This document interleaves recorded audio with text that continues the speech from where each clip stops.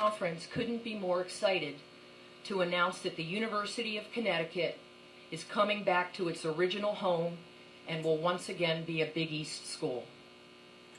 It makes a lot of sense unless you are a football school, certainly. Marky Billson here, Tri-City Sports Now. Wanted to just say here that we've got the Connecticut Huskies. It's official. We knew it was going to get. They're back in the Big East. Football will likely be an independent. They were 1-11 last year. It's a basketball school. I do think there is some trickle down to this area, even though it appears that if the listen to me, they never want to be called the AAC, the American. That's what they want to be called. Never the AAC. It's not the ACC. The American Athletic Conference. And because of this, they're probably going to, say, okay, Connecticut, you don't want this? No, you're not sticking around football here. Goodbye. And Connecticut football, which has only been FBS, actually, for 20 years. It was Division 1A back then. But yeah, in large part because it was to participate in Big East football, it'll be, Connecticut, they'll try to exist playing the likes, I'm told, of Syracuse and Army and Boston College and Massachusetts and those teams in their area. And I don't know if that would include an Ivy League school. I don't know if that would include New Hampshire. I don't think they know what it's going to be. They're going to try an independent schedule. Probably find Liberty on it. Seems like there are more schools now trying to go that independent route in football. The interesting thing is that the AAC may elect to take the I know that some say, they'll just stay pat. They'll go with 11. I don't like the idea of the Americans. I called it by the initials.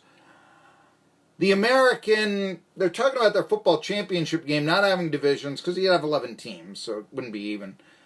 And just taking the two highest ranked teams playing in the conference title game. I'm not a big fan of that. I mean, it's possible you can have the non-conference champ not playing in the title game. But what I really don't like is I've never liked second place is as good as first place. I do not like the Big 12 setup at all. I do not like second place is as good as first place.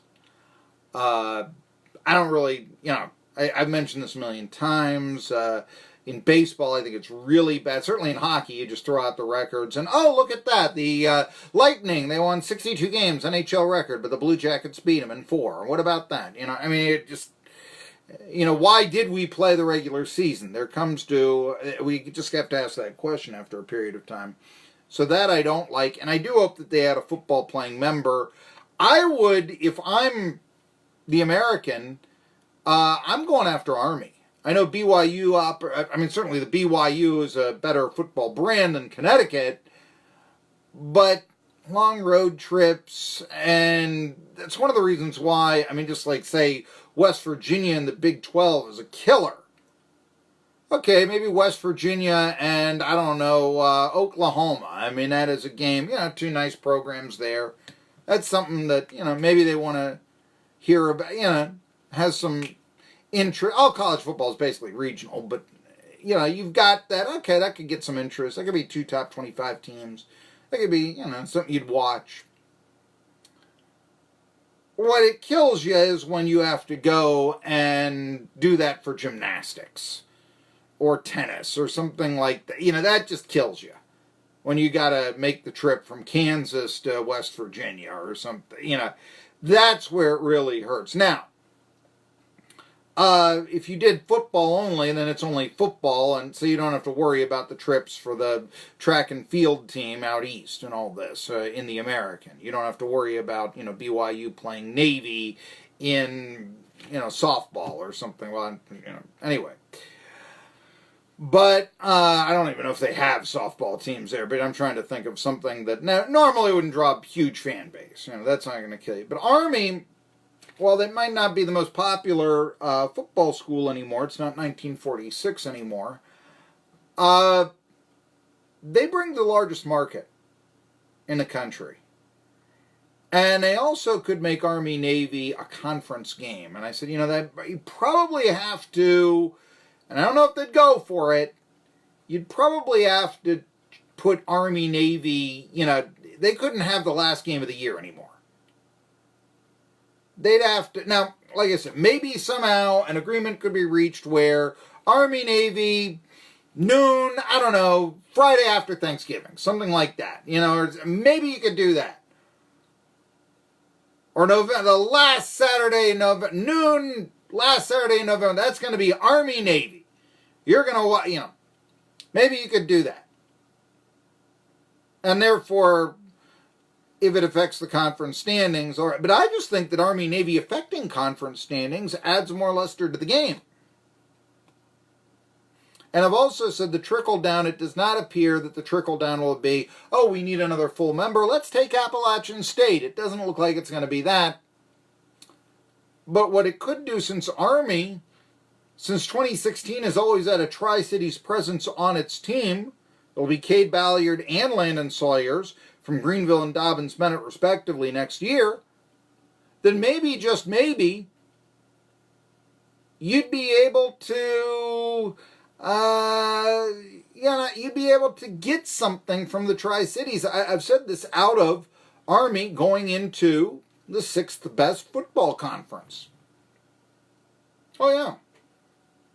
Because, I gotta tell you, I'm surprised how few high school football players from here actually do go to FBS programs, be it Tennessee, be it Virginia Tech. I mean, sure, there are some you can name, but it seems like area gets picked over and wind up playing FCS or not getting their fair shake. If Army continues to win, if Army was to win, let's say, the American, and Cade Ballard was their quarterback, maybe it didn't really help that, Kurt Phillips started the Rose Bowl at Wisconsin. I get that. But it wouldn't hurt the area's football reputation if, let's say, Cade Ballard was the quarterback of the Army Black Knights and they won the American. And they've been nationally ranked this past year, and I see a lot of people picking them again to be nationally ranked. Army's made a tremendous turnaround. So, who knows?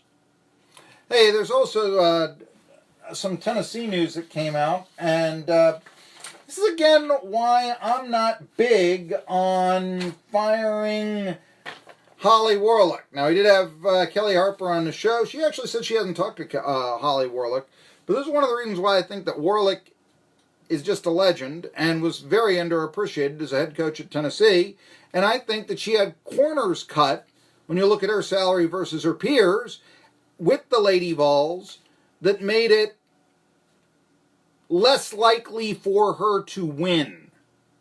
Let's put it that way. And it would have happened to any coach, including Pat Summitt, who, by the way, Warlick did no worse than Summitt did in 2009. Let's not forget that. Anyway, Kara Lawson, who was one of her assistants, was just signed by the Boston Celtics to be an assistant coach. Lawson, ex-WNBA and Olympic champion, been an NBA commentator with ESPN, and she was a TV analyst for the Washington Wizards. Of course, she spent 12 years in WNBA. She played for Tennessee right after that 98 team that won their third straight national championship. Of course, Grant Williams is also going to be a Celtic. A lot of people were looking at Lawson to be the successor for Warlick.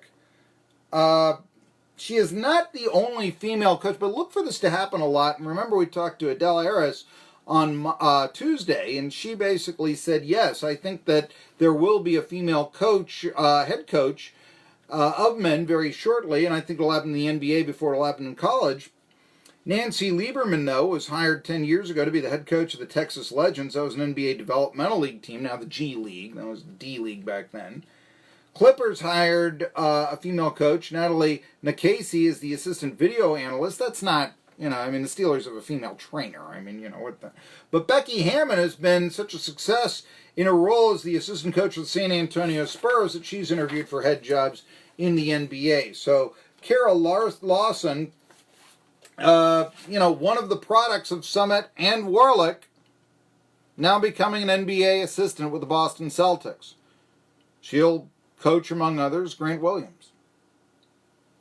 We're going to see more and more of that. I think the NBA really does look... in fact, I would not be surprised if they start saying, well, for qualified female assistants, put them at the top of the pack.